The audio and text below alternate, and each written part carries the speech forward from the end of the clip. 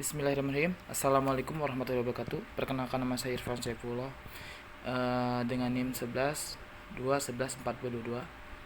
Di sini saya menjelaskan. Yang pertama, laporan keuangan perusahaan Indofood Sukses Makmur Tbk audit ke P. Purwokerto Soekarto Seluruh Jandekan. Dengan keterangan KP bisa teman lihat pada slide pertama ini ya. Slide analisis perpajakan. Akun perpajakan pertama adalah pajak dibayar muka. Pada akun pertama dapat bayar pajak muka. Secara sederhana, pajak dibayar pada muka. Pembayaran pajak dilakukan sebelum masa pajak berakhir atau sebelum terjadi transaksi yang menghasilkan penghasilan. Bisa teman lihat pada laporan keuangan ini terdapat 5 akun perpajakan dari pajak muka, yaitu pajak pertambahan nilai (PPN) adalah pajak yang dikenakan atas penjualan barang dan jasa oleh perusahaan. PPN ini harus dilaporkan dalam laporan keuangan perusahaan sebagai pajak yang harus dibayar kepada pihak berwenang. Laporan keuangan perusahaan mencakup rincian jumlah PPN yang terutang atau telah dibayar selama periode akuntansi tertentu. PPN yang terutang dicatat sebagai liabilitas, sedangkan PPN yang telah dibayar dicatat sebagai pengurangan kas atau kas kredit pajak.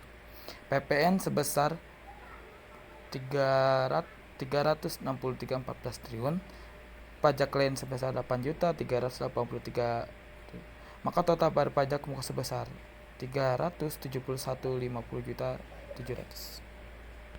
Yang kedua adalah disebut inovasi. Esensi teori disfungsi merupakan Rogers tahun 1971 pada dasarnya menjelaskan proses bagaimana suatu inovasi disampaikan dalam komunikasi melalui saluran tertentu sepanjang waktu kepada sekelompok anggota dari sistem sosial. Mengenai disfungsi teknologi merupakan sebuah proses dalam pendirian Goto dalam mengkonstruksi teknologi berdirinya. Ketiga adalah adopsi teknologi. Adanya kemudahan akan efisiensi waktu secara biaya mengakibatkan para pelaku usaha perlu mengimplementasikan teknologi terbaru dalam perusahaannya. Perusahaan merupakan tempat untuk melakukan proses pembuangan barang atau jasa yang kemudian didistribusikan kepada konsumen untuk memperoleh keuangan dan memenuhi kebutuhan masyarakat.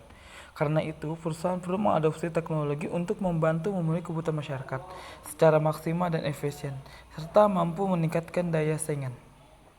Hubungan antara teknologi dan perusahaan merupakan hubungan simbiosis, di mana dengan adanya teknologi, maka kegiatan perusahaan akan berjalan dengan cepat, mudah, dan efisien. Dan sejalan dengan kebutuhan perusahaan yang terus meningkat, maka perusahaan perlu mengadopsi teknologi baru untuk dapat mengembangkan perusahaan tersebut, hingga perusahaan berupaya membuat terobosan baru dengan membuat teknologi baru. Dengan demikian, maka teknologi akan terus berkembang. Kita masuk ke chapter selanjutnya, yaitu pembahasan mengenai inovasi hijau, inovasi terbuka, dan UKM inovasi. Wassalamualaikum, mohon maaf bila ada perkataan yang salah, kurang enak dengar, mohon maaf. Sekian dari saya, wassalamualaikum warahmatullahi wabarakatuh.